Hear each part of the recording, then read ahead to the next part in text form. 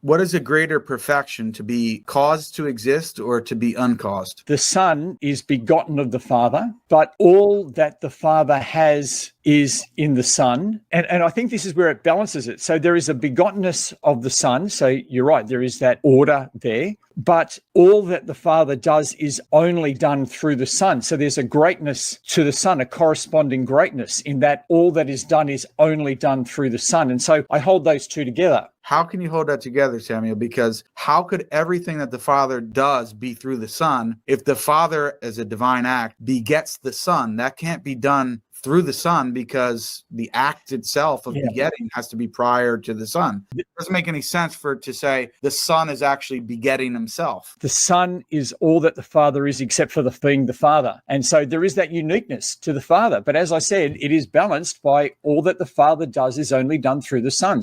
But how does that balance? I mean, that's just saying that the Son shares in everything else except this one thing. And I'm saying this one thing makes the Father greater than the Son, as William Lane Craig, Ryan Mullins, and other Protestant scholars have freely acknowledged it and agreed with me on this point. So this isn't something that I pulled out of my hat. There are Christian Trinitarians who agree with this, and that's why they reject the doctrine of eternal generation of the Son, because they say it makes the Son less than the Father, because the Father alone is uncaused. He's the only one who has aseity, or complete independence and self-sufficiency, and the Son doesn't have that. So how is someone who is completely self-sufficient and independent and uncaused, how is that not better than being caused to exist? As I said, it's not.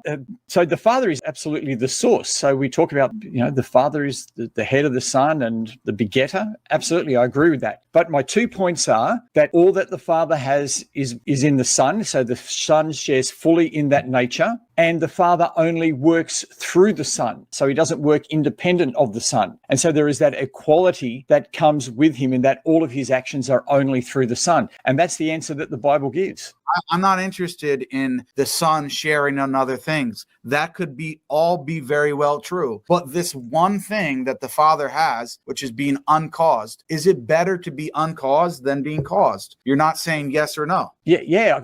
I just don't find the question. The Bible doesn't talk about it that way. It talks about it as a loving relationship between the Father and the Son, and that this loving relationship is a great thing. It's a beautiful thing. And so, to have the Father alone, if you want to talk about it as being better, then, would the Father be better without a Son? No, what is good for God is that there is this loving relationship.